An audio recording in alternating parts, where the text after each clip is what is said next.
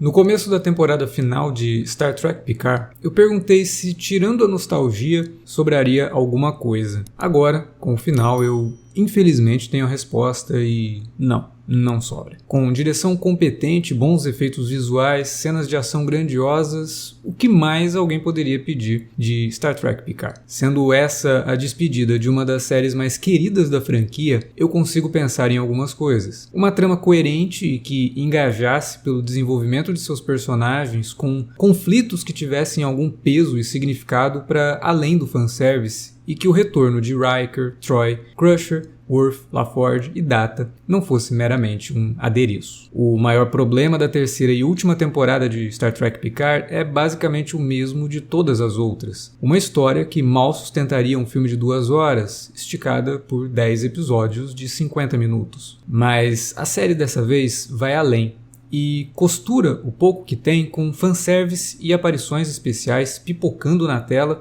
mesmo que não façam sentido algum. O que chega ao ápice, ao término do penúltimo episódio, num momento que desafia a lógica e a coerência. Eu me senti tão traído como com outra saga espacial, Star Wars em Ascensão Skywalker. A Enterprise D, já destruída e substituída pela Enterprise E em 3 filmes e em todas as obras subsequentes em outras mídias, retornando no mesmo nível do Imperador Palpatine. De certa forma, tivemos até um momento, de algum jeito, o Palpatine voltou, com a Seven of Nine reconhecendo o absurdo da nave ainda existir só porque em 20 anos o LaForge encontrou tempo livre para reconstruí-la. Mais da metade da temporada colocou o elenco empacado num chove-não-molha interminável, com uma fuga em que nada acontecia de fato e a trama pouco avançava. Mais de 5 horas da série destinadas a diálogos que iam do nada para o lugar nenhum, com Picard e a Dra. Crusher dizendo Jack, não, e o Jack dizendo eu vou me entregar. Aliás, toda a situação envolvendo o filho de Picard é reciclada de um dos últimos episódios da última temporada da Nova Geração, que de certa forma já era algo reciclado de A Ira de Khan, quando o Kirk descobria ter um filho. Apesar de tudo, a temporada ainda parecia promissora com a inclusão dos metamorfos, os vilões de Deep Space Nine,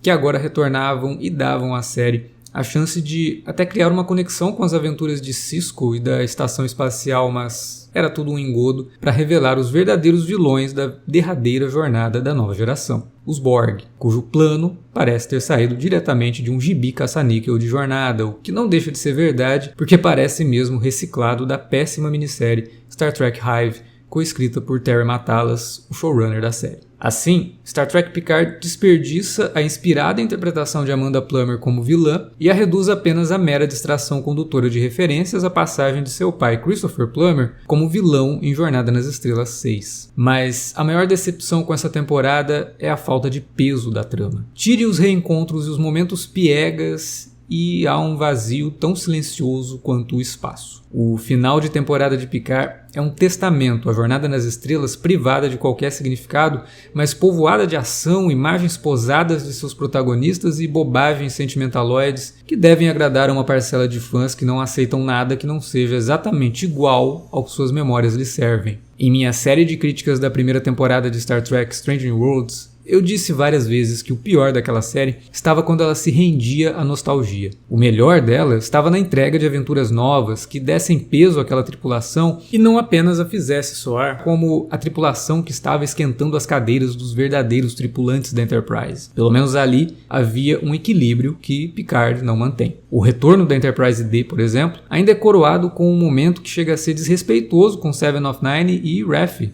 essa última personagem criada especialmente para a série, deixadas para trás quando toda a tripulação da Nova Geração retorna à sua nave original, como se ambas não pertencessem àquele lugar, não merecessem estar ali. Algo corroborado ainda com o conflito de gerações que toma conta do final quando todos os jovens da Federação acabam assimilados pelos Borg, sobrando então para os membros mais velhos a missão de restaurar o status quo. O máximo que a série conseguiu trazer de significado aqui foi um desfecho que coloca a sabedoria dos idosos contra os perigos do pensamento coletivo dos jovens da era conectada. Um outro aceno a parcela mais reacionária de fãs, como se o exagerado número de easter eggs não fosse o bastante. É uma temporada que não para de olhar para trás e com isso não contempla o futuro, com um comentário bem discutível sobre o presente. É um olhar vago para o passado, uma nostalgia a qualquer preço destinada a uma parcela do público que não quer que nada mude. A nostalgia é saudável quando olhar para trás é só para sentir um conforto momentâneo de uma época que não volta. Quando não existe espaço para a criação de novas memórias, isso não é saudável. Embora a série termine sim com a promessa de uma nova trupe de aventuras, até aí ela soa autoindulgente. Uma tripulação que conta com o filho de um capitão renomado,